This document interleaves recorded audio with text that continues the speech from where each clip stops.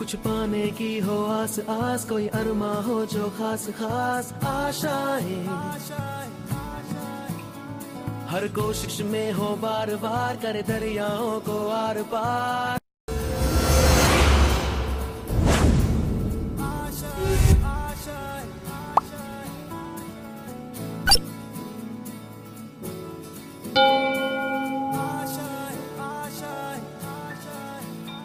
कुछ पाने की हो आस आस, कोई अरमा हो जो खास खास आशाएं,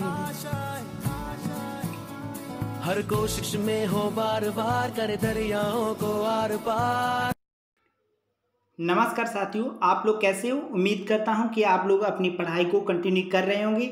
यहाँ पर हम मध्यकालीन भारत के इतिहास का अध्ययन करेंगे और यहाँ पर हम चौहान वंश के बारे में पहले जानेंगे। चौहान वंश से जो भी महत्वपूर्ण पॉइंट कॉम्पिटिटिव एग्जाम की दृष्टि से बनेंगे उनके बारे में हम डिस्कशन करेंगे। ठीक है, तो चलिए हम पहले यहाँ पर देख लेते हैं कि चौहान वंश के प्रमुख राजाओं की सूची जो निम्नवत है, और इसमें हम चौहान वंश के पृथ्वीराज चौहान तृतीय के बारे में ही समझेंगे। ठीक है, तो चलिए देख लेते हैं। यहाँ पर लिखा हुआ है कि वासुदेव, इन्होंने 551 ईस्वी में चौहान वंश की स्थापना की थी। तो ये आपको याद रखना है कि चौहान वंश की स्थापना किसने की थी, तो आपका राइट आंसर क्या होगा, वासुदेव ने की थी। कब की थी, 551 ईस्वी में की थी। ठीक है, तो ये पॉइंट क्लियर।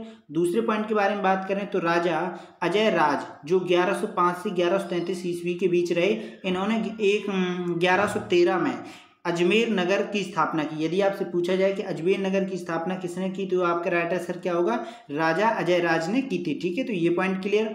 दूसरे पॉइंट के बारे में बात करें तो हम देखते हैं यहाँ पर सोमदेव विग्रह राज चतुर्थ, जो 1158 से 1164 के बीच रहे, इनको विसल देव के नाम से भी संबोधित किया जाता है और इनके काल को चौहान वंश का स्वर्णिम काल कहा जाता है। यदि आपसे पूछा जाए कि चौहान वंश के किस राजा के शासनकाल को स्वर्णिम काल कहा जाता है, तो आपका राइट आंसर क्या होगा, सोमदेव विग्रह राज चतुर्थ के शासनकाल को कहा जाता है। ठीक है, तो ये आपने पॉइंट समझा। और हम देख लेते हैं यहाँ पर कि इन्होंने अपने राज्य का जो विस्तार वो दिल्ली तक किया था और इन्होंने अजमेर में एक संस्कृत विद्यालय का निर्माण करवाया था। तो ये भी आपको याद रखना है। आपसे पूछा जाए कि चौहान वंश के किस राजा ने राजस्थान में या अजमेर में संस्कृत विद्यालय का निर्माण कराया था, तो आपका राइट आंसर क्या होगा, सोमदेव विग्रह राज चतुर्थ ने करवाया था। ठीक है, तो ये पॉइंट क्लियर। और हम यहाँ पर देखते हैं जिसे कुतुबुद्दीन ऐबक ने तोड़कर 2.5 दिन का झोपड़ा बनवाया। यदि आपसे पूछ लिया जाए कि वर्तमान में जहां पर 2.5 दिन का झोपड़ा बना है वहां पर पहले क्या था, तो यदि आपसे ये प्रश्न पूछा जाए तो आपका उत्तर क्या होगा, संस्कृत विश्वविद्यालय। तो यदि आपसे पूछा जाए किसने बनवाया था, तो आपका राइट आंसर क्या होगा, सोमदेव विग्रह राज चतुर्थ ने बनवाया था। जो वर्तमान में कुतुबुद्दीन ऐबक ने जो वहां पर कुतुबुद्दीन ऐबक का 2.5 दिन का झोपड़ा बना हुआ है। ठीक है, तो ये आपको याद रखना है। अगले पॉइंट के बारे में बात करें तो यहाँ लिखा हुआ है कि पृथ्वीराज चौहान तृतीय, जो 1178 से 1192 के बीच रहे, ये वंश के एक शक्तिशाली राजा थे। इनका राज अजमेर से दिल्ली तक था। ठीक है, तो ये भी आपको याद रखना है। तो ये चौहान वंश के प्रमुख जो राजा थे, लेकिन यहाँ पर हम मुख्य रूप से पृथ्वीराज चौहान तृतीय के बारे में ही बात करेंगे। ठीक है, तो चलिए देख लेते हैं यहाँ पर हम। तो यहाँ पर पहला पॉइंट है कि इनका जन्म अजमेर राज्य के राजा सोमेश्वर के यहाँ हुआ था और इनकी माता का नाम कर्पूर देवी था। ठीक है, तो ये भी आपको याद रखना है। यदि आपसे पूछा जाए कि पृथ्वीराज चौहान की माता का नाम क्या था, तो आपका राइट आंसर क्या होगा, कर्पूर देवी था। ठीक है, तो ये पॉइंट क्लियर। दूसरे पॉइंट के बारे में हम बात करें तो यहाँ पर दूसरा पॉइंट लिखा हुआ है कि पृथ्वीराज चौहान की कुल 12 पत्नियां थीं, जिनमें से संयुक्ता प्रसिद्धतम और संयोगता कन्नौज साम्राज्य के राजा जयसेन की पुत्री थी। ठीक है, तो ये भी आपको याद रखना है कि राजा कन्नौज के साम्राज्य कौन थे, जो साम्राज्य के राजा कौन थे, जयचंद्र थे। ठीक है, और जयचंद्र की पुत्री ही सबसे संयुक्ता प्रसिद्धतम और मानी जाती है। ठीक है, तो ये पॉइंट क्लियर। दूसरे पॉइंट के बारे में हम बात करें तो तराइन का प्रथम युद्ध 1191 में पृथ्वीराज चौहान और मोहम्मद गोरी के मध्य हुआ और इस युद्ध में मोहम्मद गोरी की बुरे तरीके से हार हुई। यदि आपसे पूछ लिया जाए कि तराइन का प्रथम युद्ध कब हुआ था? तो आपका राइट आंसर क्या होगा? 1191 में हुआ था। यदि आपसे ये पूछ लिया जाए कि किन दो राजाओं के बीच हुआ था, यानी किन के बीच हुआ था, तो आपका राइट आंसर क्या होगा? पृथ्वीराज चौहान और मोहम्मद गोरी के बीच हुआ था। ठीक है, तो ये दोनों पॉइंट क्लियर। अब हम बात करते हैं नेक्स्ट पॉइंट के बारे में।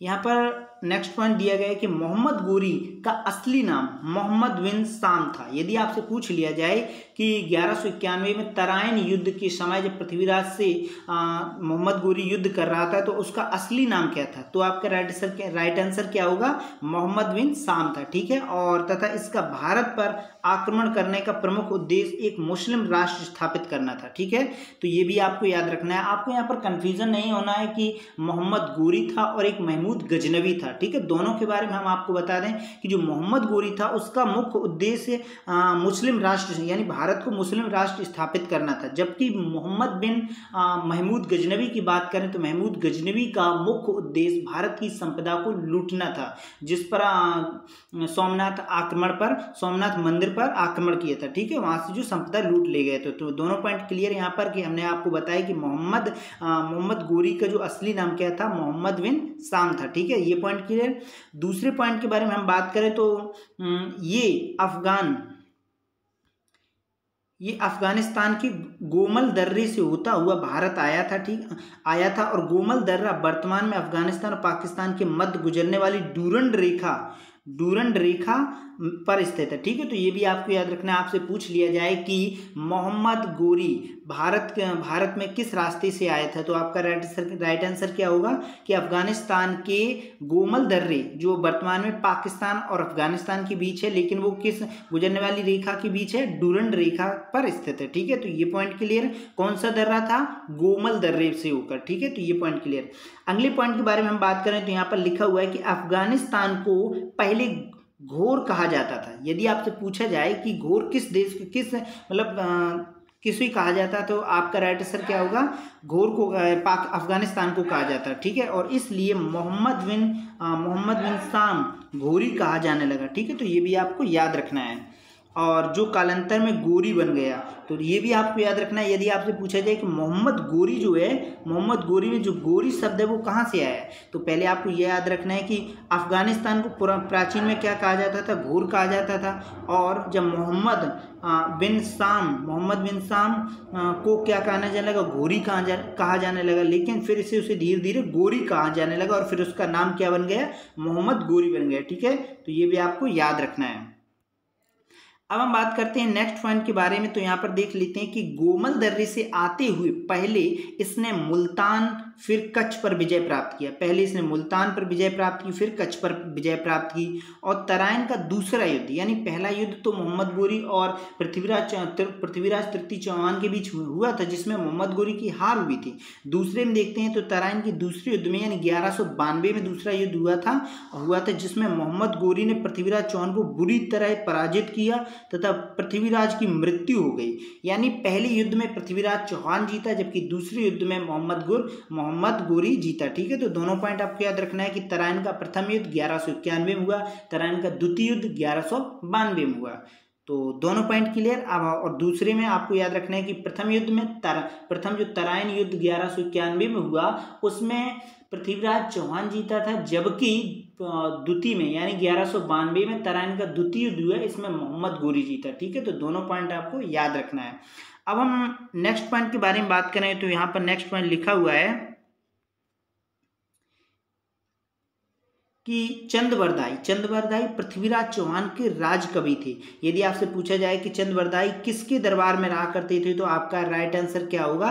पृथ्वीराज चौहान के।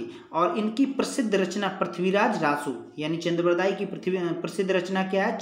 पृथ्वीराज रासो, जिसके अनुसार तराइन के दूसरे युद्ध के बाद बंदी पृथ्वीराज चौहान ने मोहम्मद गोरी को मार दिया था। यानी मोहम्मद गोरी ने पृथ्वीराज चौहान को मार दिया, यानी बंदी बनाकर। ठीक है, परंतु इसका कोई भी अन्य ऐतिहासिक तथ्य उपलब्ध नहीं है। यह एकमात्र कल्पना लगती है जिसे पृथ्वीराज रासो ने इन पंक्तियों के माध्यम से घटना को दर्शाया। यानी मोहम्मद गोरी ने पृथ्वीराज चौहान को मार दिया, ये सिर्फ घटना सिर्फ पृथ्वीराज रासो यानी चंदबरदाई की रचना पृथ्वीराज रासो मिलती है। तो उनकी जो लाइनें उनके बारे में हम यहाँ पर देख लेते हैं कि किस लाइनों के माध्यम से उन्होंने ये संदेश दिया है कि मोहम्मद गोरी ने पृथ्वीराज चौहान को मारा था। तो यहाँ लिखा है कि 4 बांस 24 गज अंगुल आष्ट प्रमाण और ता ऊपर सुल्तान मात चुके चौहान। ठीक है, तो ये पृथ्वीराज की जो पंक्तियां वहां से ली गई हैं कि पंक्तियां जो दी हैं पृथ्वीराज रासो से हैं। ठीक है, तो आप समझ गए होंगे इसका अर्थ भी।